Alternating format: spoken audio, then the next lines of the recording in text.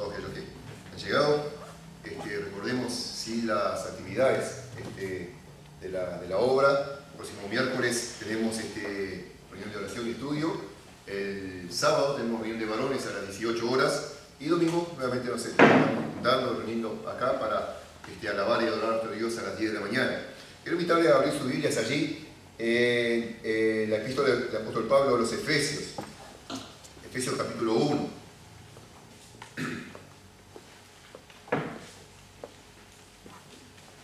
Efesios capítulo 1.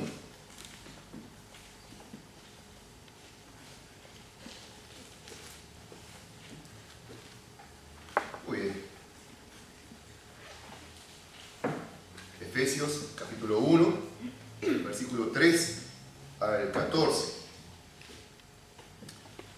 Dice la palabra de Dios: Bendito sea el Dios y Padre de nuestro Señor Jesucristo, que nos bendijo con toda bendición espiritual en los lugares celestiales en Cristo, según nos escogió en Él antes de la fundación del mundo, para que fuésemos santos y sin mancha delante de Él, en amor habiéndonos predestinado para ser adoptados hijos suyos por medio de Jesucristo, según el puro afecto de su voluntad, para la alabanza de la gloria de su gracia, con la cual nos hizo aceptos en el amado, en quien tenemos redención por su sangre, el perdón de pecados según la riqueza de su gracia, que hizo sobreabundar para con nosotros en toda sabiduría e inteligencia, dándonos a conocer el misterio de su voluntad según su beneplácito, el cual se había propuesto en sí mismo, de reunir todas las cosas en Cristo en la dispensación del cumplimiento de los tiempos, así las que están en los cielos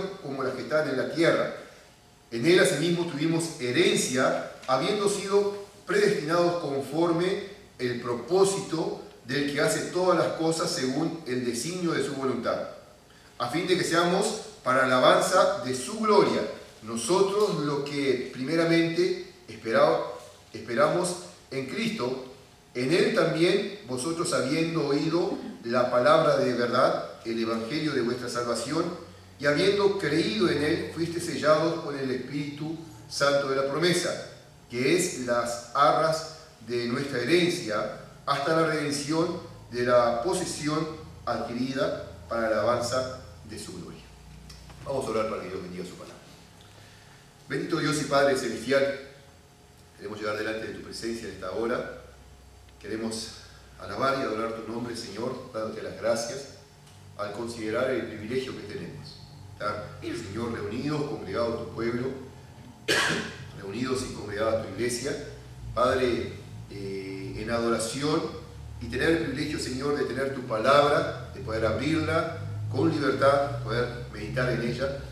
Por eso, Señor, llegamos delante de ti en esta hora, rogando que tu Santo Espíritu tome control de esta reunión, tome control en este mensaje, y que hoy podamos, Señor, compartir con tu gracia y con tu misericordia tu palabra, y seamos todos edificados, y seamos todos, Señor, allí edificados para la alabanza de tu gracia, Señor. En nombre de Cristo Jesús. Amén. Quería en esta mañana mirar allí algunas cosas interesantes de este pasaje. Hace tiempo que vengo meditando un poco, y en esta pequeña lectura que hemos tenido hay una frase que se repite por lo menos 3 veces. Dice el versículo 6: para la alabanza de la gloria de su gracia, con la cual nos hizo aceptos en el amado. El versículo 12 dice: a fin de que seamos para alabanza de su gloria, nosotros los que primeramente esperábamos en Cristo.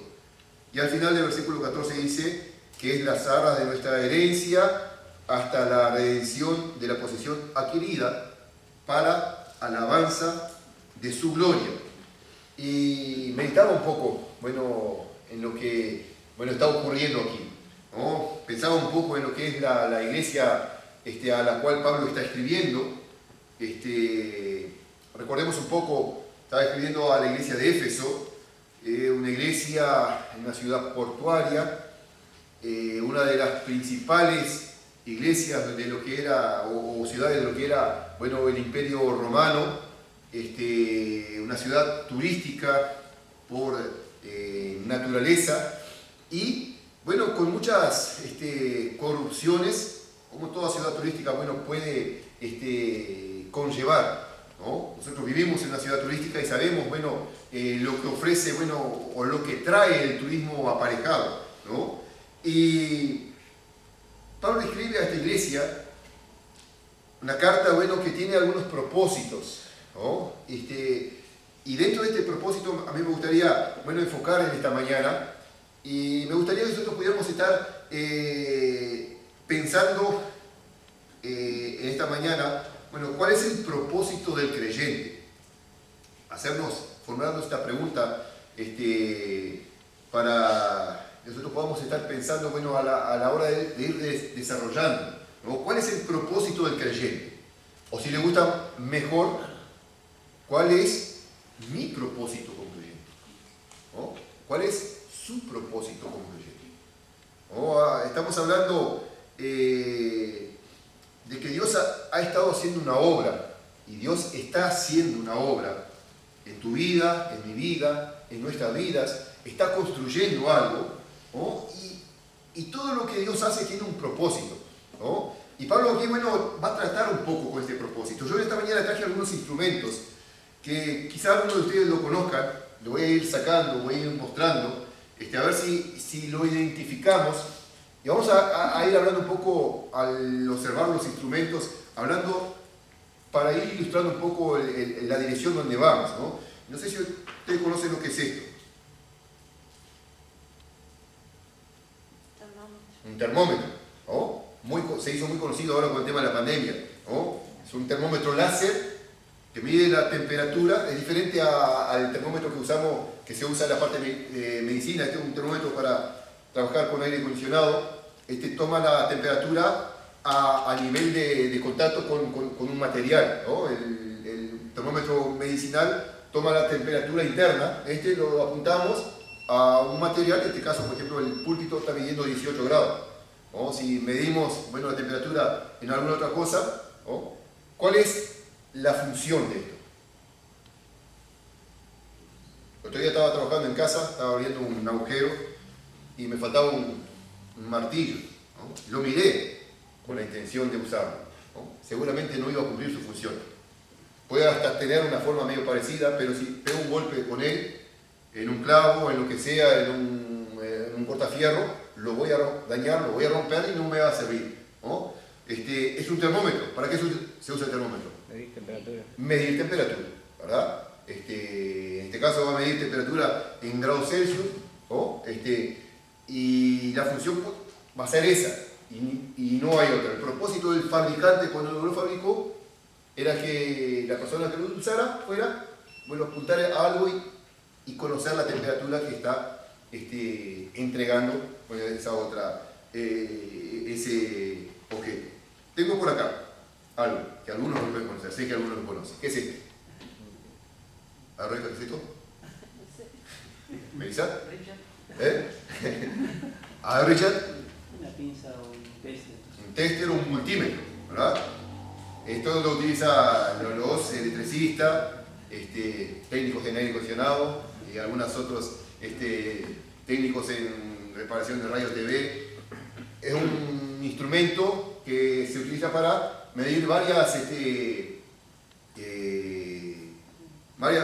cosas, ¿no? Mide voltaje, mide resistencia, ¿no? Los ohmios mide resistencia, mide el amperaje, mide, bueno, lo que es los microfaradios, ¿no?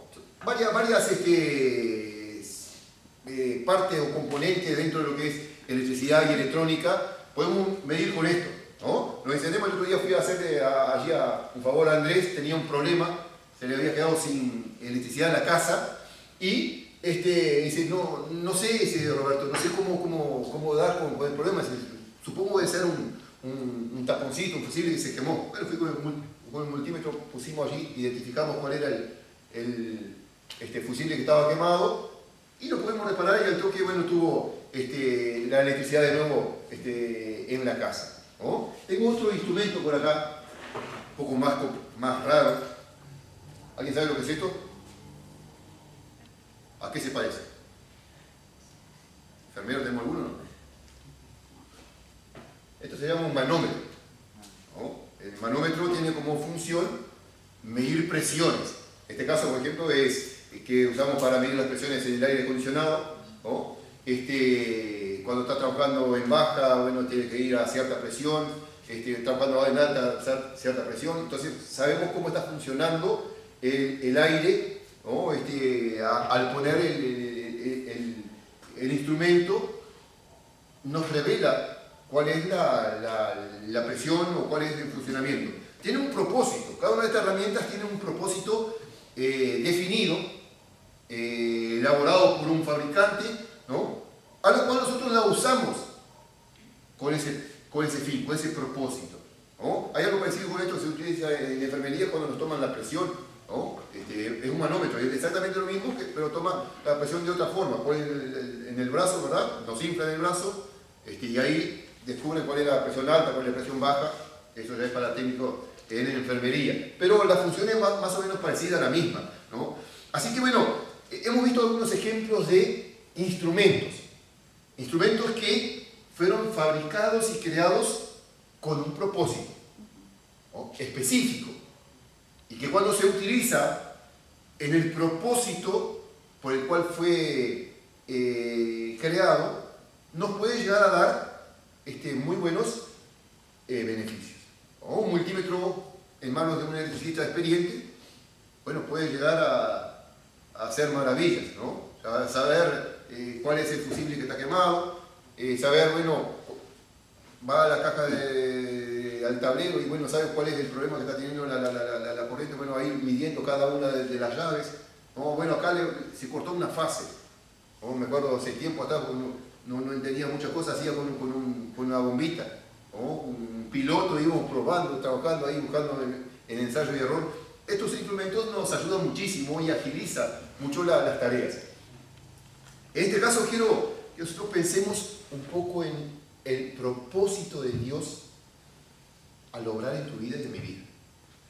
El propósito de Dios, y lo que Pablo está hablando aquí en esta porción de la palabra que hemos leído, ¿no? Está hablando, dice el versículo 3, bendito sea Dios y Padre de nuestro Señor Jesucristo, que nos bendijo con toda bendición espiritual en los lugares celestiales en Cristo, según nos escogió en Él antes de la fundación del mundo, para que fuésemos santos y sin mancha delante de Él, en amor habiéndonos predestinados para ser adoptados hijos suyos, por medio de Jesucristo, según el puro afecto de su voluntad, y luego agrega, para alabanza de la gloria de su gracia, con la cual nos hizo aceptos en el amor. Hermanos, esta mañana me gustaría que nosotros pudiéramos pensar en esto. Dios ha estado obrando en tu vida. Dios ha estado obrando en mi vida. Con un propósito, ¿no? Muchas veces el cristiano le cuesta identificar, le cuesta entender, le cuesta comprender los motivos o las razones por las cuales Dios, bueno, ha hecho en nosotros lo que ha hecho, ¿no? ¿Cuál es el motivo por el cual hoy nosotros estamos congregados en este lugar? ¿Cuál es el motivo por el cual, bueno, hoy nosotros estamos reunidos en esta casa? ¿Qué es lo que nos trae aquí? Bueno, es domingo, es el día del Señor.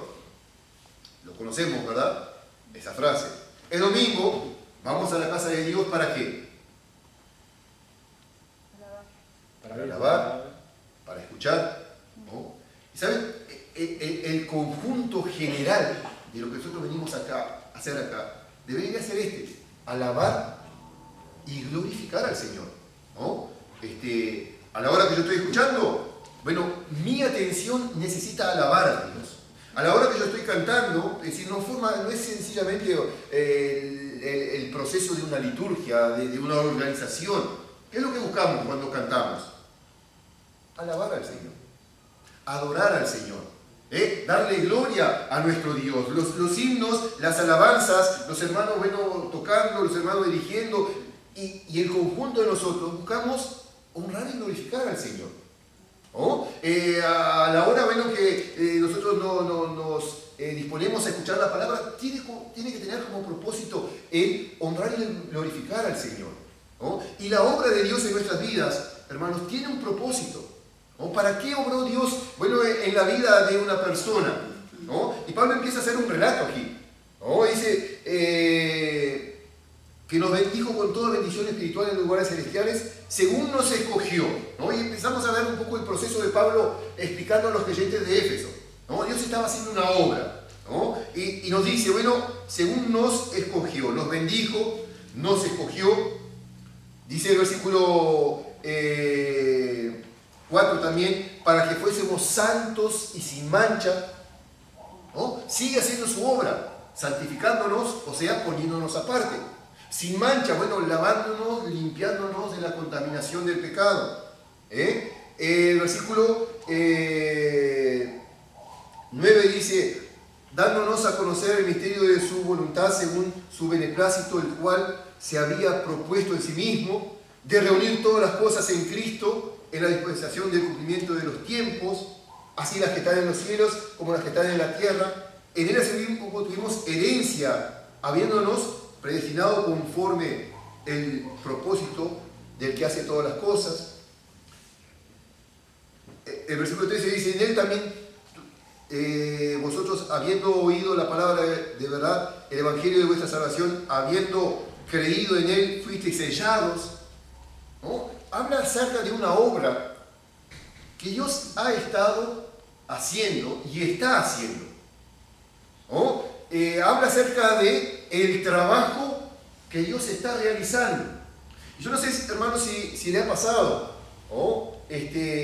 Considerar en su mente y en su corazón, bueno, el por qué Dios ha realizado eso en usted, o el para qué, o para qué Dios ha estado obrando en mi vida, para qué Dios ha estado trabajando en mi ser, ¿no? Bueno, nos congregamos como iglesia, nos congregamos, nos reunimos como un cuerpo, con un propósito, y Pablo, bueno, allí a los creyentes de Éfeso le estaba mostrando un poco cuál era ese propósito. Dice, bueno, en 3 veces por lo menos, que toda la obra de Dios, que todo el trabajo de Dios en la vida de los creyentes y en nuestras vidas, tiene como propósito el alabar y el glorificar a Dios. Que todo el trabajo que Dios está realizando, el hecho de que nosotros un día hubiésemos oído el Evangelio, ¿no? El hecho de que nosotros un día hubiésemos entendido el Evangelio, el hecho de que un día nosotros hubiésemos creído al Evangelio, ¿no? Ese mensaje de salvación tenía un propósito, y no era solamente sacarnos de la condenación, tiene un propósito, y no es solamente el habernos dado la vida eterna, tiene un propósito, y no es solamente el rescatarnos de ese infierno, sino que, bueno, es un propósito aún mucho más allá de eso, ¿no? Porque el pensar, bueno, que la obra de Dios simplemente se centra en el sacarnos de la condenación, se transforma en un pensamiento egoísta personal. Y estoy mirando cuál es mi necesidad. Y estoy mirando cuál es, bueno, mi visión. Bueno, Dios obró para sacarme de esa condenación. Y simplemente termino mirando, bueno, como normalmente pensamos y actuamos, mirando nuestras necesidades. Obró para salvarme. A veces, bueno, hay quizá hasta un poco de crítica a la parte carismática cuando enfoca el mensaje, bueno, en la prosperidad, ¿no? Y a veces, bueno, nosotros seguimos en ese pensamiento, ¿no? Egoísta, mirando la parte que nos favorece. Y Pablo aquí a los creyentes de Éfeso le estaba mostrando menos que el propósito de Dios es mucho más amplio, ¿no? Y mucho más extenso que el sencillo hecho de sacarnos de la condenación, ¿no? El sencillo hecho de darnos esa libertad de la condenación del pecado, ¿no? Y Pablo dice, bueno, que todo lo que Dios está haciendo tiene un propósito y es para alabanza de la gloria de su nombre, ¿no? Lo que Dios está haciendo en ti, lo que Dios está haciendo en mí, tiene como propósito esto, obrar en nuestras vidas para que nosotros podamos terminar produciendo esto, alabanza y gloria a nuestro Dios, ¿no? Así que bueno, meditando un poco, una congregación, un grupo de hermanos, un grupo de creyentes, un grupo de cristianos que hemos conocido el Evangelio, entendido el Evangelio, creído el Evangelio, que necesitamos vivir el Evangelio para que como propósito final se pueda producir este resultado, alabanza de la gloria del Señor. Si mirábamos varios instrumentos que deberían ser utilizados con un propósito específico. El termómetro, medir temperatura, no es martillo. El multímetro, bueno, medir voltaje, medir amperaje, medir resistencia, no es un destornillador, ¿no? Puede a veces tener una puntita que se parezca a algo parecido, bueno, no es una aguja para pinchar, ¿no? Es un multímetro, tiene un uso específico. Un manómetro, bueno, tiene su uso específico, va a medir presión, ¿no? Va a medir PSI, va a medir pero dentro de ese rango. No es, bueno, una piedra para apretar papeles. ¿No? Tiene una función específica. Estamos hablando de cristianos, estamos hablando de hijos de Dios. ¿Qué función tiene? ¿Cuál es la función del creyente en este mundo? Estamos hablando en casa, estamos hablando en el trabajo, estamos hablando en el lugar de estudio, estamos hablando en la calle, ¿no? Seguimos siendo creyentes, seguimos siendo hijos de Dios, y en el ámbito que estemos, la función sigue siendo la misma, ¿no? Y Pablo decía, en el versículo 6, para la alabanza de la gloria de su gracia. En el versículo 12 dice, a fin de que seamos para la alabanza de su gloria, nosotros los que primeramente esperábamos en Cristo. Y al final del versículo 14 dice allí que nos dio el Espíritu, que es la zarra de nuestra herencia, la redención de la posesión adquirida para alabanza de su gloria. ¿No? Es reincidente, es enfático, es, bueno, insistente en esta idea, ¿no? Que el creyente pueda entender y pueda comprender que la vida, que el transcurso cotidiano debe tener este propósito, alabar y adorar a nuestro Dios. Y quería mirar allí algunos ejemplos de algunas personas que pudieron dar y nos pueden ilustrar, nos pueden enseñar a nosotros acerca de cómo vivir así, ¿no? Y quiero invitarlos a ir allí al libro de Daniel. Vamos a mirar dos pasajes en Daniel que son conocidos sin duda alguna. Ya al decir de Daniel ya vamos enseguida a entender y comprender, bueno, a qué pasajes vamos a ir. Vamos a recordar allí a los amigos de Daniel en el horno de fuego. Vamos a recordar a Daniel en el foso de los leones. Y vamos a mirar allí a algunos hechos ocurridos en esos pasajes que son conocidos, ¿no? Dice la palabra de Dios en Daniel capítulo 3, versículo 12. Dice, hay unos varones judíos, los cuales pusiste sobre los negocios de la provincia de Babilonia, Sadrach, Mesach y Abed-nego. Estos varones, oh rey, no te han respetado, no adoran tus dioses, ni adoran a la estatua de oro que has levantado. Entonces Nabucodonosor dijo con ira y con enojo que lo trajese a Sadrach, Mesach y Abed-nego. Al instante fueron traídos estos varones delante del rey. Habló Nabucodonosor y les dijo, es verdad, Sadrach, Mesach y Abed-nego, que vosotros no honráis a mi Dios, ni adoráis la estatua de oro que he levantado. Conocemos la historia, ¿no? La historia es muy conocida. Bueno, el rey Nabucodonosor en su soberbia mandó construir aquella gran estatua de oro, promulgó un edicto, bueno, que todo hombre en los dominios de su reino, cuando escuchara el sonido de aquellos instrumentos musicales, que se inclinaran y que adoraran a la estatua de oro, y con una salvedad: el que no lo hiciera habría de ser echado en un horno de fuego ardiente. Bueno, metiendo presión y mostrando la obligación, ¿no? Así que bueno, todo aquel que escuchara el sonido de aquellos instrumentos musicales en el momento deberían inclinarse y adorar, ¿no? Deberían inclinarse y, bueno, adorar aquella estatua, queriendo o no queriendo. Y el que no quisiera, el que no se sometiera, bueno, la sentencia estaba marcada, horno de fuego. Bueno, empezó a regir el edicto, ¿no? Entonces, en vigencia, ¿no? Y de pronto se encontraba la gente allí en los dominios de Babilonia y empezaba a sonar todos aquellos instrumentos musicales, arpa, zanfonia, pandero, y era, bueno, una gran cantidad de instrumentos, así que bueno, inmediatamente la gente siempre empezaba a inclinar y adorar, y en todo el reino y en toda la nación, bueno, se producía lo mismo. Cuando de pronto se dieron cuenta que habían algunos jóvenes judíos que, cuando todos se inclinaban, permanecían erguidos,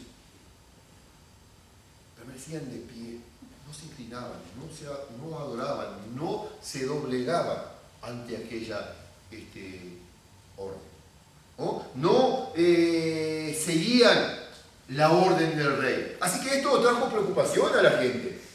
Y algunos y le dijeron al rey Nabucodonosor, bueno, hay algunos jóvenes judíos que no acatan tu rey, hay algunos jóvenes judíos que no obedecen tu voz.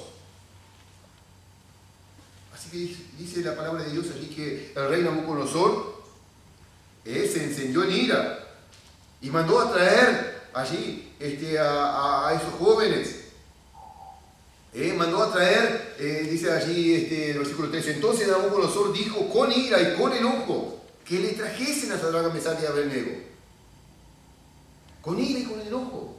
Bueno, vamos a ver quiénes son esos jóvenes. Vamos a ver, bueno, si ellos están dispuestos. Y esta es la pregunta de Nabucodonosor. Dice el versículo 14. Habló Nabucodonosor y les dijo, ¿es verdad, Sadrach, Mesach y Abednego, que vosotros no honráis a mi Dios? Y vosotros no ni adoráis a la estatua de oro que he levantado. Ahora pues estáis dispuestos para que al oír el son de la bocina, de la flauta, del tamboril, del arpa, del salterio, de la zampoña, de todo instrumento de música, os postréis y adoréis la estatua que he hecho. Porque si no lo adoraréis, en la misma hora seréis echados en medio de un horno de fuego ardiendo. Y fíjense esta pregunta. ¿Y qué Dios será aquel que os libre de mis manos? Bueno, a estos jóvenes nosotros no los podemos llamar cristianos, no estaban en la era cristiana, no estaban aún en la dispensación de la gracia, vivían en el tiempo de la ley, pero eran hijos de Dios, eran del pueblo de Dios, conocemos un poco su entrada a Babilonia. Daniel y sus amigos, dice allí en el capítulo 1, propuso en su corazón no contaminarse con la porción de la comida del rey ni con el vino con el que bebía. Entraron a Babilonia con una intención en su mente y en su corazón. Querían honrar y glorificar a su Dios. Querían hacer la diferencia. Ya de entrada fueron probados con la abnegación a todos los manjares que ofrecía el rey. Entendían, bueno, la idolatría por detrás en aquella comida. Por eso se negaron. Así que Dios los premió. Sigue avanzando su vida allí en Babilonia y encontramos este episodio. Bueno, una obligación hacia la idolatría. Una imposición hacia la idolatría. Estos jóvenes se vieron, podemos decir nosotros en estos tiempos, en una encrucijada. ¿Qué hacer? ¿Obedecer a Dios? Es tan sencillo, tan ínfimo lo que hay que hacer. El Señor sabe que yo lo adoro a Él. El Señor sabe que yo lo honro a Él. Y el inclinarme no me va a hacer a mí idólatra. Pero estos jóvenes decidieron algo. Cuando todo el mundo se inclinaba, mantuvieron su aplomo, se mantuvieron erguidos, no se doblegaron, no inclinaron, ¿no? Dice el versículo 16, Sadrach, Mesach y Abednego respondieron al rey Nabucodonosor diciendo: no es necesario que te respondamos sobre este asunto. Ya conocía el rey cuál era la decisión de estos jóvenes. Los conocían cómo se conducían y cómo se comportaban. Sabían de dónde venían. Venían de un pueblo que adoraba a un único Dios vivo y verdadero. Venían de un pueblo que profesaba esto: creer en ese único Dios verdadero. Cuando Nabucodonosor invadió a Jerusalén y que lleva cautivo al pueblo de Israel, conocía cuál era la creencia del pueblo de israelita. Conocía cuáles eran las costumbres, cuáles eran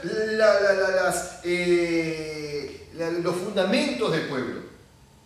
Y esta nación y este pueblo y esta gente adora a un único Dios. Sin embargo, los pone a prueba, ¿no? Y me encanta escuchar esta respuesta, ¿no? De tres jóvenes delante de un rey que aparentemente era todopoderoso, donde tenía todo un imperio adorando, donde tenía todo un imperio inclinándose. Hay tres jóvenes que mantienen su aplomo, que no se inclinan, que no adoran. Y cuando el rey los confronta, podría decir, bueno, esa confrontación sería: vamos a ver si delante de mi presencia tienen el descaro o tienen la valentía de permanecer erguidos. Vamos a ver si delante de mi presencia ellos tienen la osadez de desafiarme. Yo soy Nabucodonosor. Y estáis dispuestos a inclinarme, como dándole otra oportunidad, que seguramente era una oportunidad mentirosa. Y estos jóvenes, en su respuesta, nos dan a entender, una confianza en Dios, una dependencia de Dios. No es necesario que te respondamos sobre este asunto. Dice el versículo 17: he aquí nuestro Dios, a quien servimos, puede librarnos de tu horno y de fuego ardiendo, y de tus manos, oh rey, nos librará. Del horno y de tus manos nos librará nuestro Dios. Y fíjese el versículo 18: y si no nos librare, sepas, oh rey, que no serviremos a tu Dios, ni tampoco adoraremos la estatua que has levantado. ¿Cuánto desafío? ¿Cuánta deshonra para Nabucodonosor? ¿Cuánto problema podría llegar para Nabucodonosor que esto se siguiera prolongando en el tiempo? Estos judíos vienen de allá, los trajimos como esclavos, le damos la oportunidad y ahora me vienen a desafiar. ¿Qué ocurrió en este entonces? Se enojó más Nabucodonosor. Ya estaba enojado, ahora se enojó más. ¿Qué ocurrió? Mandó calentar el horno. Dice la palabra de Dios que calentaron 7 veces más el horno, ¿no? Y tomaron a estos jóvenes, los ataron de pies y manos para dentro del horno. Y me llevo a imaginar las risas de los gobernadores, de los sátrapas, del mismo rey Nabucodonosor. ¿A quién van a desafiar? ¿Con quién piensan que se están metiendo? ¿Dónde está vuestro Dios? Usted piensa, pero que ellos pueden dejar cierto esto. Nos puede librar del horno, nos puede librar de tus manos, y aún así, si no nos librare, tampoco te serviremos, tampoco nos inclinaremos. Y para dentro del horno. Hace poco estábamos en un campamento, ¿no? Y prendíamos el hornito para hacer unas pizzas. Y calentábamos ese hornito, salía un calorcito por la puerta del horno. Cuando nosotros nos acercábamos para ver la pizza, a veces nos hacía una lamida en el pelo, nos cortaba un poquito las pestañas, ¿no? El calorcito que tiraba, ¿no? Imagínense, 7 veces, un horno preparado para la ejecución, y calentado y recalentado y recalentado. Y al acercarse allí, dice que las personas que echaron a los jóvenes murieron en la puerta. Dice la palabra de Dios, versículo 24. Entonces el rey Nabucodonosor se espantó y se levantó apresuradamente y dijo a los de su consejo: ¿no echaron a 3 varones atados dentro del fuego? Ellos respondieron al rey: es verdad, oh rey. Y él dijo: y aquí yo veo 4 varones sueltos que se pasean en medio del fuego sin sufrir ningún daño. Y el aspecto del cuarto es semejante a hijo de los dioses. Entonces Nabucodonosor se acercó a la puerta del horno de fuego ardiendo y dijo: Sadrach, Mesach y Abednego, siervos del Dios Altísimo, salid y venid. Entonces Sadrach, Mesach y Abednego salieron de medio del fuego. ¿Notaron un poco el cambio ahora? Al principio, ¿qué pasaba con Nabucodonosor? Furioso, enojado, y que Dios va a ser el que pueda librarlo de mis manos. Fíjense sus palabras en el primer instante: siervos del Dios Altísimo. Dice la palabra de Dios que nosotros leímos allí en Efesios: Dios ha estado obrando en nuestras vidas ¿para qué? Para gloria y alabanza de su nombre. En la vida de estos jóvenes, hermanos, Dios obró y trabajó en la confianza, y trabajó en la convicción, y trabajó en la certeza, de tal manera que estos jóvenes, ante el peligro, tuvieron la capacidad de decir: no serviremos, no adoraremos, no nos inclinaremos, y aun si Dios no nos guardara y no nos librara de este fuego, tampoco te vamos a servir. ¿Saben a quién servían estos jóvenes? A un Dios vivo y verdadero, a un único Dios. Esa era la gente que cuando Nabucodonosor invadió Jerusalén, entendía que existía allí un pueblo que servía a un Dios vivo, a un único Dios. Ahora dice Nabucodonosor: siervos del Dios Altísimo, venid. Dice el versículo 27: y se juntó los sátrapas, los gobernadores y los capitanes y los consejeros del rey para mirar esto. Varones como el fuego, a estos varones como el fuego no había tenido poder alguno sobre sus cuerpos. Y el versículo 28 dice: entonces Nabucodonosor dijo: bendito sea el Dios de ellos, Sadrach, Mesach y Abednego. Está alabando a Dios, está adorando a Dios. Nabucodonosor, uno de los reyes más paganos, de los imperios más tiranos que podría existir, en este momento se encuentra delante de 3 jóvenes que hace un instante se había burlado, se había mofado, había impuesto su posición.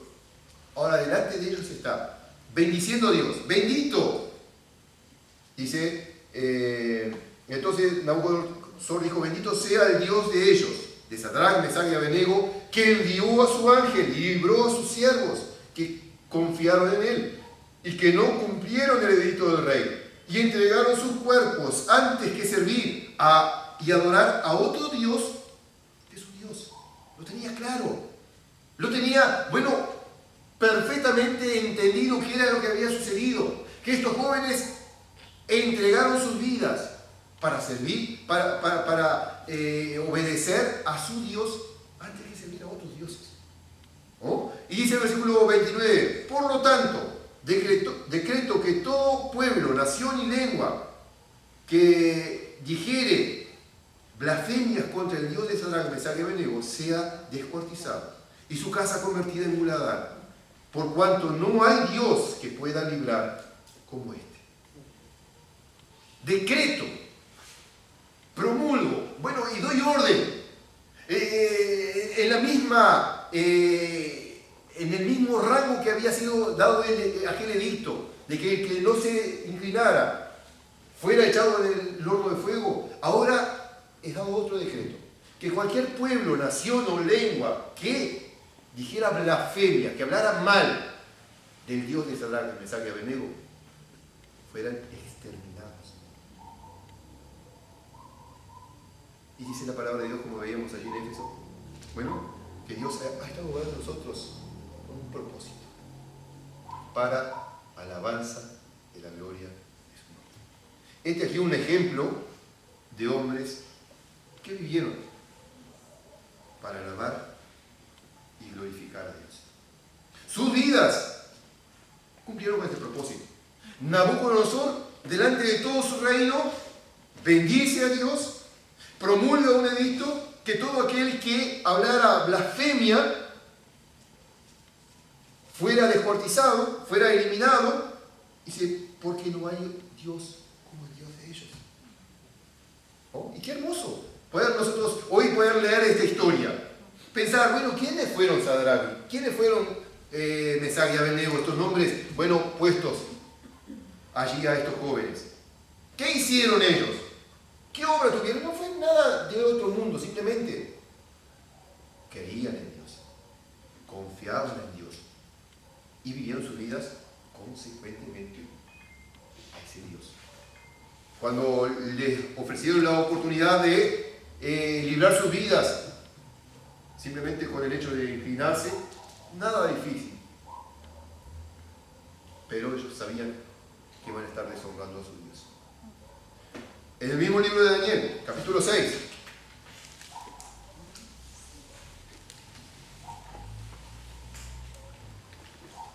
capítulo 6, ya la historia es más diferente, había pasado el tiempo, ya no estaba Nabucodonosor, ahora era Darío, el rey. La historia era otra. Darío conocía a Daniel, plena confianza en Daniel, plena seguridad de lo que era Daniel, sabía bueno que podía descansar en Daniel. El rey había elegido 120 sátrapas, había puesto sobre esos sátrapas gobernadores para que el rey no se viera perjudicado. Y Daniel estaba, dice, por encima aún de esos gobernadores. Su capacidad, su lealtad, su fidelidad, su honradez hacía que Daniel sobresaliera. O, de otra forma, podríamos decir que Daniel estaba viviendo una vida cumpliendo un propósito. El nombre de su Dios estaba siendo honrado, estaba siendo glorificado. O, el rey tenía confianza en Daniel. Pero esa confianza que el rey depositaba en Daniel produjo otra acción. Dice la ley de física que toda acción genera, ¿qué, Gabriel? Otra reacción igual y opuesta, ¿no? Esa es una de las leyes de Newton, ¿no? Bueno, la confianza del rey generó una reacción en los sátrapas, celos, envidia, y por lo tanto empezaron a maquinar cómo sacarse del medio a Daniel. Dice la Biblia, no lo vamos a leer el detalle, pero dice que empezaron a buscar en su vida y la conclusión de ellos era: no vamos a encontrar en Daniel falta alguna, ni en cuanto a la honradez, ni en cuanto a vicios, ni en cuanto a su conducta, ni en cuanto a su comportamiento, a no ser por medio de la adoración de su Dios. A no ser por medio de la adoración de su Dios. Lo único que podría hacer que Daniel cayera delante de ellos era apuntando lo referente a la adoración de su Dios. Dice la palabra de Dios que Daniel todos los días abría las puertas de las ventanas de su casa, de Sion a Jerusalén, y oraba a Dios durante 3 veces al día, ¿no? Y aquellos sátrapas, aquellos gobernadores pudieron percibir, bueno, que aquí podría estar el punto, y llevaron una ley, la presentaron al rey Darío con una prohibición, que en todo el dominio del reino, en todo el territorio, bueno, nadie podría adorar a otro Dios que no fuera al rey, durante un periodo de 30 días. Así que bueno, el rey firmó, el rey promulgó. Allí en medio de Persia tenían por costumbre que una vez que estaba firmado, que estaba sellado, nadie podía revocar, ni siquiera el rey. ¿Oh? Estaba firmado, estaba el sello del rey. Bueno, a partir de aquí, ¿se cumple o se cumple?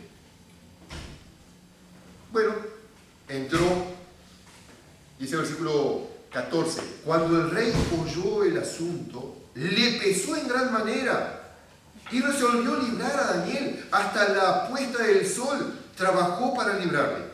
Pero aquellos hombres rodearon al rey y le dijeron: sepas, oh rey, que es ley de Media de Persia, que ningún edicto u ordenanza del rey que el rey confirme puede ser abrogado.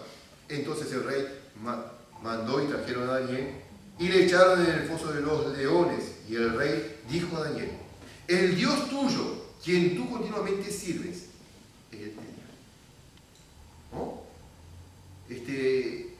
Palabras de aquel rey que era pagano, que tenía en sus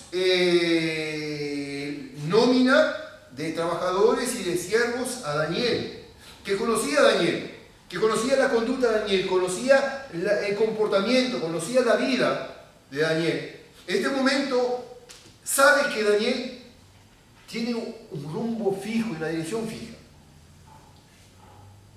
¿Oh? Y sabe, bueno, cuál era el Dios que Daniel confiaba. Y dice allí en el versículo 14, el versículo 16 dice: entonces el rey mandó y trajeron a Daniel y le echaron al foso de los leones. Y el rey dijo a Daniel: el Dios tuyo, a quien tú continuamente sirves, Él te libre. ¿Oh? Bueno, ya está en ese entonces el rey honrando y glorificando a Dios por la vida y la conducta de Daniel. ¿Oh? La vida y la conducta de aquel hombre de Dios en Babilonia era destacada. La vida y la conducta de este hombre de Dios era sumamente destacada. Produjo celos, produjo envidias, pero en la mente y en el corazón del rey dice que causó dolor, causó pesar, causó peso de cada manera, porque sabía, bueno, que había sido una trampa y que ahora estaba firmada, que quiso librarlo, no pudo. Así que bueno, ¿qué es lo que hace el rey? Acude a Daniel. Y lo que hace es confirmar lo que nosotros hoy venimos a hablar. ¿Oh? Cuando nosotros vivimos para el propósito por el cual Dios ha obrado. Daniel había vivido su vida, su ejemplo, lo que llamamos nosotros hoy su testimonio en el imperio, había sido destacado. ¿Oh? Y el rey estaba convencido de la confianza y la convicción de Daniel. Así que, bueno, lo encomienda en las manos de Dios. Versículo 20 dice: y acercándose al foso, llamó a voces a Daniel con voz triste y le dijo: Daniel, siervo del Dios viviente, el Dios tuyo, a quien tú continuamente sirves, ¿te ha podido librar de los leones? Con voz triste, con voz, bueno, dolida, con voz sufrida. Había enviado al foso de los leones a una persona inocente, probablemente a una persona que podría hasta llegarse a considerarse amigo de él, o por la forma en que está hablando, por la forma en la cual se está dirigiendo, una persona que probablemente había defendido los intereses del rey ante los sátrapas, ante los gobernadores, había entregado a las fauces de los leones a la mejor persona que podría tener dentro de su reino. Así que bueno, dice que llamó tímidamente, tenía algo de esperanza. Daniel dice: el Dios a quien tú continuamente sirves, ¿te ha podido librar de la boca de los leones? Versículo 21 dice: entonces Daniel respondió al rey: oh rey, vive para siempre. Mi Dios envió un ángel, el cual cerró la boca de los leones, para que no me hiciesen daño, porque ante él fui hallado inocente, y aún delante de ti, oh rey, yo no he hecho nada malo. Entonces se alegró el rey en gran manera a causa de él, y mandó sacar a Daniel del foso.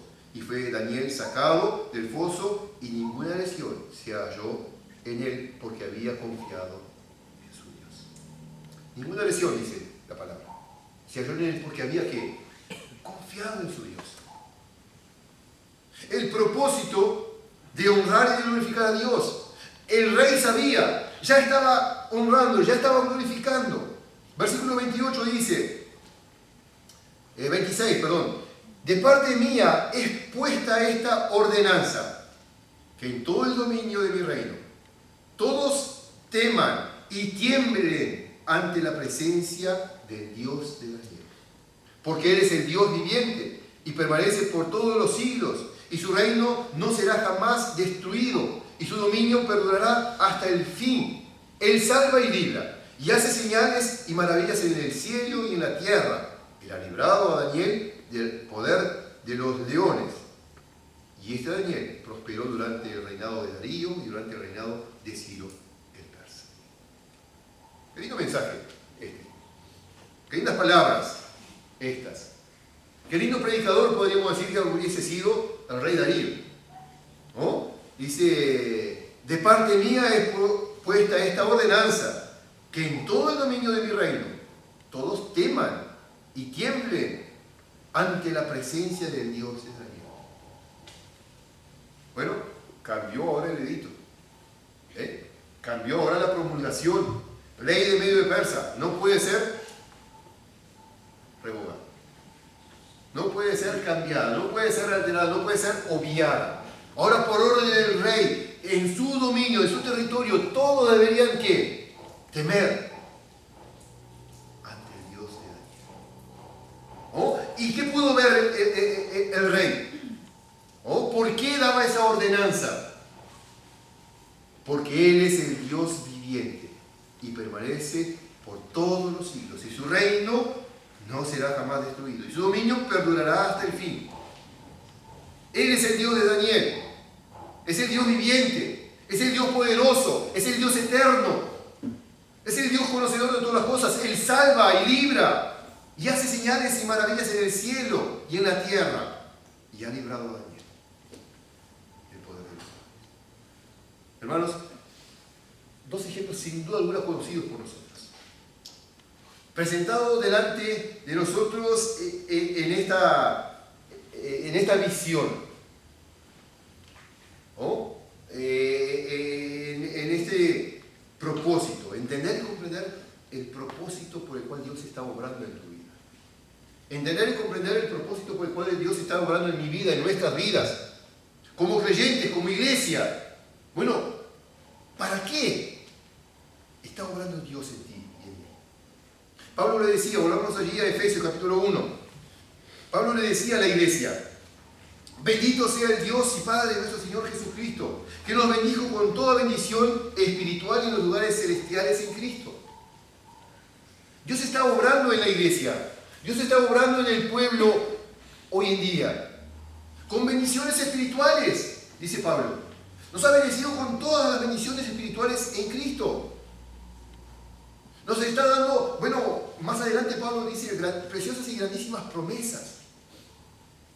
¿Oh? Pero Pablo está hablando acá de lo que Dios está haciendo en ti, lo que Dios está haciendo en mí. Según dice, nos escogió en Él antes de la fundación del mundo.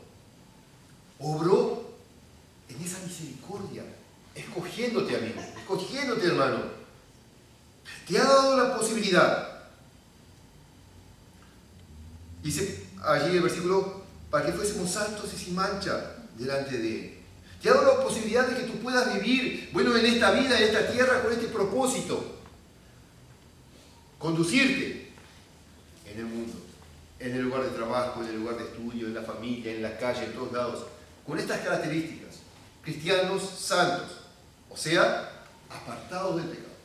Sin mancha. Bueno, libres de la condenación, que Dios nos ha lavado, nos ha limpiado. Dice, en amor habiéndonos predestinado para ser adoptados hijos suyos. No es poca cosa, hermanos, no es poca cosa, amigos.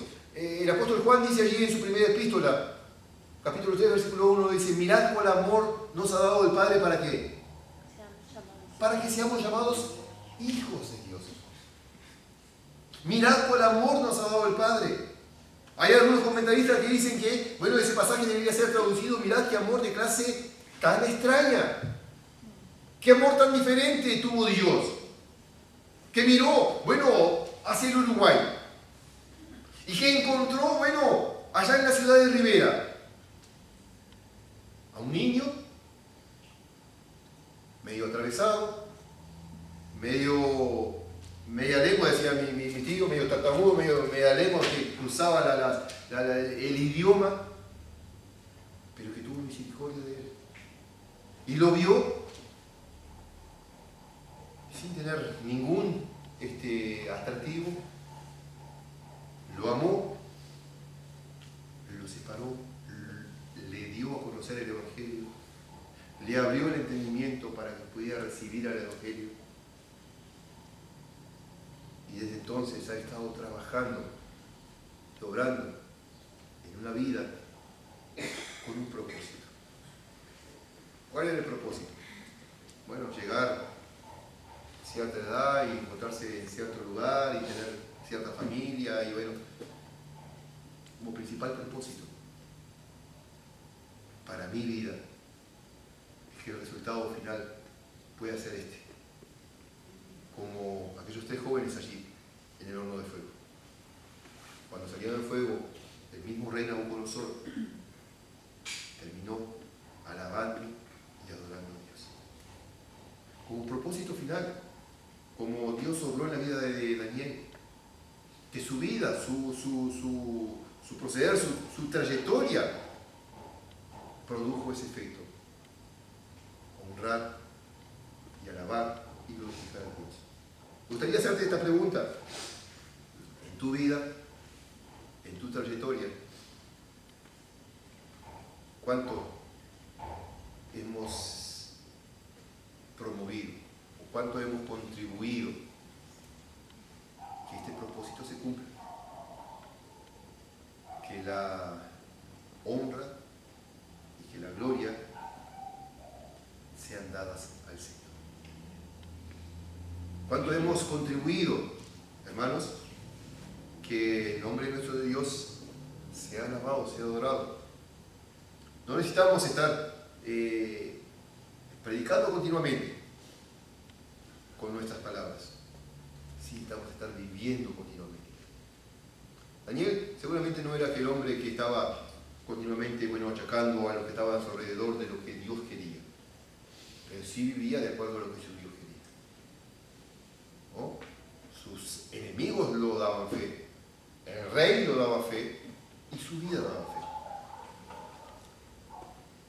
Hoy quiero resaltar estos versículos, versículo 6, versículo 12 de Efesios 1. Versículo 6 dice: para alabanza de la gloria de su gracia, con la cual nos hizo aceptos en el amor. Ese era el propósito por el cual Dios había estado obrando en los Efesios. Que tu vida y mi vida produzcan ese resultado. Versículo 12 dice: a fin de que seamos para alabanza de su gloria, nosotros los que primeramente esperábamos en Cristo. A fin de que seamos para alabanza de su gloria. Hermanos, el propósito de nosotros estar reunidos, estar congregados, el propósito por el cual Dios ha estado obrando en ti y obrando en mí, no es otro que este: que seamos para alabanza de su gloria. Dios bendiga su vida y bendiga mi vida, y juntos todos podamos producir este resultado. Que Dios pueda ser bendecido y glorificado cuando vean en ti y en mí la obra perfecta de Dios. Pensaba en estos días, por ahí admiraba a alguna persona conocedora de arte, ¿no? Cuando se acerca a un cuadro, lo empieza a analizar, ¿no? Y ve la firma y empieza a buscar los rasgos, las características que pueda identificar al autor, al pintor, ¿no? Y pueda llegar a la conclusión: realmente esta es obra de fulano, este es un Picasso, de Nepomuceno, eso es una obra de fulano de tal. Que puedan mirar tus vidas, mi vida, y al mirar los rasgos puedan identificar al artesano que está trabajando. Puedan decir: esta es una obra de Dios.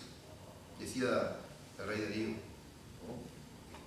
La diosa que tú continuamente sirves, ¿no? Y tuvo pesar, y tuvo dolor, y tuvo carga en su corazón cuando se vio en esa encrucijada, pero Los encomendó en las manos de Dios, porque Daniel había vivido una vida consecuente. Que hoy nosotros como iglesia podamos reflejar rasgos de vidas transformadas, vidas cambiadas, vidas que forman parte de esa obra que Dios está haciendo. Y que como resultado sea honra y gloria a nuestro Dios. Vamos a terminar con las palabras del Señor.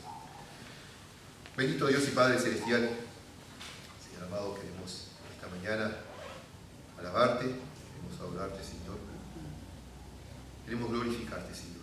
Tú eres santo. Hemos visto en esta mañana, Señor, este propósito. Hemos visto, Señor, esta mañana que tú obras en nuestras vidas con una finalidad. Y como Pablo presentaba ayer a los Efesios, hoy lo queremos levantar nosotros, que nuestras vidas puedan cumplir con el propósito de honrarte y glorificarte. Sabemos, Señor, que hay en nosotros errores, sabemos que hay en nosotros imperfecciones, pero queremos darte gracias, Señor, porque en tu obra tú contemplas eso también y tú has provisto para esos errores. Has provisto de Jesucristo como Salvador, has provisto de la sangre de Cristo como la que lava y limpia nuestros pecados, y has provisto a Jesucristo como nuestro abogado, que intercede por nosotros. Señor, nos sometemos delante de ti y rogamos que tú perfecciones y que de este grupo, Padre, ese propósito se pueda cumplir y que por doquiera que estemos, el resultado sea, Señor, que hombres y mujeres hemos entendido, comprendido el propósito de Dios y que queremos que tu nombre sea honrado y glorificado. Te agradecemos por el testimonio y por la vida de estos 3 jóvenes allí en Babilonia, quienes entregaron sus vidas antes que servir y honrar a otro Dios que no fuera su Dios. Gracias, Padre, por el resultado obtenido, que el mismo rey Nabucodonosor promulgó aquel edicto que condenaba a cualquier persona que llegara a blasfemar y a deshonrar a aquel Dios. Gracias, Padre, por el testimonio de Daniel, que fue justo, que fue recto, fue honrado, fue dedicado, y dejó esos rasgos y esas características que nos hablaba de la obra de un Dios vivo. El rey Darío lo pudo entender, lo pudo comprender como un buen observador del arte de Dios. Padre, gracias por haberlo salvado y haber demostrado que tú eres un Dios verdadero, y por el resultado final, que Darío bendijo a Dios y en su promulgación, presentaba a su pueblo, a su nación, a sus dominios, que todos deberían honrar y bendecir a Dios. Padre, que hoy nosotros podamos levantar la bandera, abrazarnos al compromiso y aceptar, Señor, el desafío, el propósito, vivirlos con consecuencia de lo que tú estás haciendo en nosotros, como hijos tuyos, para la alabanza y la gloria de tu nombre. En nombre de Cristo Jesús.